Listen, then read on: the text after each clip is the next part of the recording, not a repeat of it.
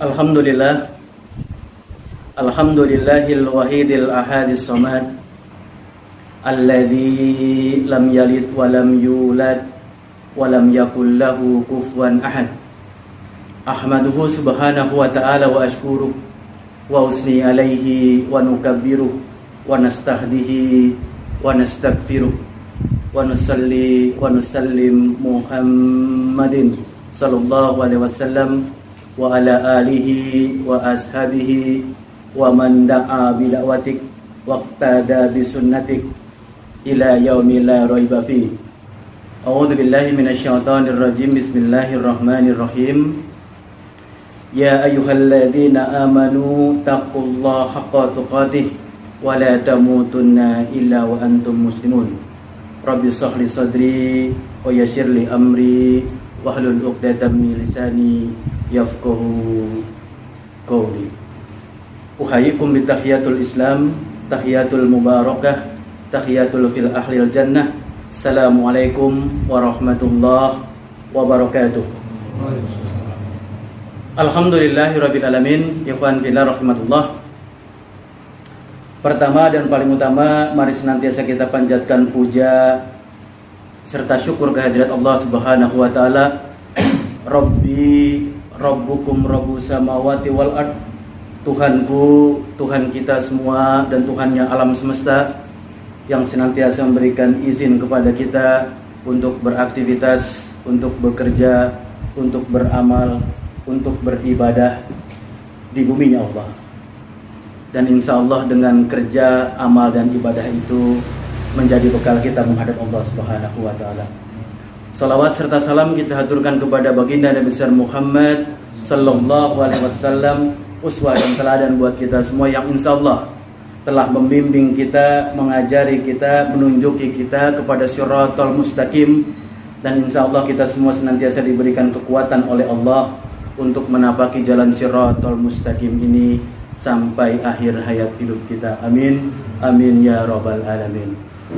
Alhamdulillahirabbil alamin. Ikhwan fillah rahmatullah. Pertama, ana ucapkan terima kasih yang sebesar-besarnya atas kehadiran antum sekalian pada kesempatan kali ini, di hari Minggu, di hari Ahad, di pagi hari yang mungkin sebagian orang masih sibuk dengan aktivitas mereka, urusan mereka, bisnis mereka. Kita luangkan waktu kita mungkin 2 atau 3 jam atau 2,5 jam untuk tafakur, merenungi, mengkaji ayat-ayat Allah. Dan insya Allah dengan waktu yang sejenak ini, mungkin 2-3 jam, menjadi wasilah Allah senantiasa berikan keberkahan buat kita semua. Amin, amin ya rabbal alamin. Ikhwan fillah rahmatullah. Jadi kajian kita kali ini bisa dibilang kajian awal. Kita akan coba mengkaji beberapa topik ke depan. Jadi mungkin di awal-awal kajian kita akan mendalami, mengkaji, mengenal siapa kita, siapa manusia. Kita akan mengenal diri kita, siapa sih manusia itu, hakikatnya untuk apa dihadirkan oleh Allah. Mungkin pengenalan ini kita akan coba buat 3 sesi, 3 pertemuan kira-kira. Mungkin sekarang bulan Agustus, September, Oktober, kita akan sudahi pengenalan kita terhadap diri kita, siapa manusia itu. Lalu kita menginjak tahapan berikutnya, kita akan mengenal Allah, Rabb kita. Mungkin 3 sesi juga. Jadi mungkin bulan Desember, Januari, Februari tahun depan itu kita mengenal Allah, ma'rifatullah. Setelah itu 3 sesi juga kita akan mengenal ma'rifatul Quran. Dan juga mungkin sesi yang terakhir kita akan belajar tentang ma'rifatul Rasul. Bagaimana Rasul mengimplementasikan Islam, bagaimana Rasul menjalankan Islam.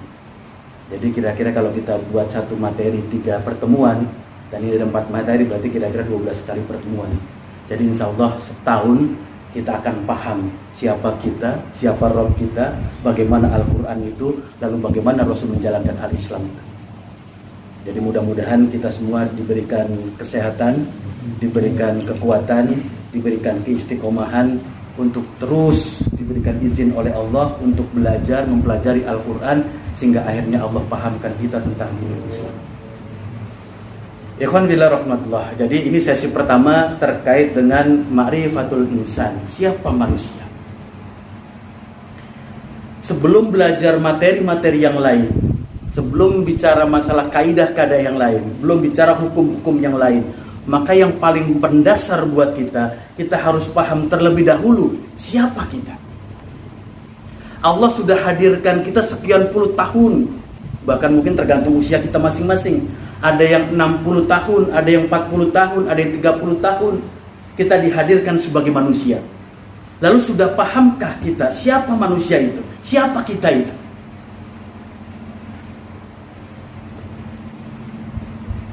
Kalau pertanyaan kita lontarkan keluar sana, apakah kita sudah paham siapa kita, siapa manusia? Maka sejatinya masih banyak, bahkan mungkin mayoritas orang belum paham siapa dirinya, siapa manusia. Antum tahu nggak diri antum itu siapa? Siapa manusia itu?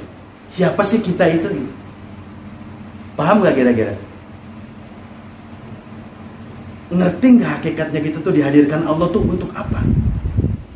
Tahu nggak siapa diri kita ini sejatinya? Dan wallahi demi Allah mayoritas manusia tidak mengerti, tidak paham siapa dirinya.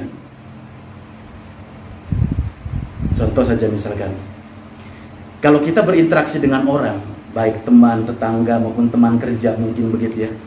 Terus orang lain itu di luar kita seringkali membicarakan kita, ngomongin kita gitu. Dan biasanya kalau orang ngomongin kita, yang diomongin apa? Kejelekan kita gitu. Kejelekan kita, keburukan kita, kesalahan kita, itu yang dibicarakan orang lain terhadap kita. Kalau orang lain bicara keburukan kita biasanya senang atau marah kira-kira? Senang atau marah kira-kira? Kalau ada orang lain bicara kejelekan kita, kesalahan kita, keburukan kita senang atau marah kira-kira? Umumnya kita kesal, umumnya kita tidak terima, umumnya kita marah. Itulah bukti kalau kita tidak paham siapa diri kita. Itulah bukti kalau kita belum paham apa hakikat manusia. Jadi kalau ada orang lain di luar sana, entah teman, entah tetangga, entah teman kerja kita, membicarakan keburukan kita, kejelekan kita, begitulah manusia. Karena manusia tempatnya salah, tempatnya khilaf, tempatnya dosa. Bahkan kalau ada orang bicarakan kita, seakan-akan tidak ada celah kebaikan buat dia. Yang ada adalah kejelekan. Maka wajar kalau orang bicara tentang kita, yang dibicarakan adalah kejelekan. Nah, kalau ada orang bicara tentang kita, kejelekan kita, kesalahan kita, keburukan kita, perhatikan dua hal. Pertama, itu sebagai bukti kalau kita adalah manusia. Karena manusia tempatnya hilaf, tempatnya salah, tempatnya dosa, maka wajar dibicarakan kesalahannya. Kalau yang tidak pernah salah dan hilaf itu siapa? Malaikat. Dengan peristiwa ini kita disadarkan kitalah manusia, bahwa kitalah manusia. Dan yang kedua, ketika orang bicarakan kesalahan kita, keburukan kita, kejelekan kita, harus kita pahami pada saat itu orang sedang menggibah kita, sedang memfitnah kita. Ketika itu terjadi, maka ada transfer pahala dan dosa di sini. Paham nggak?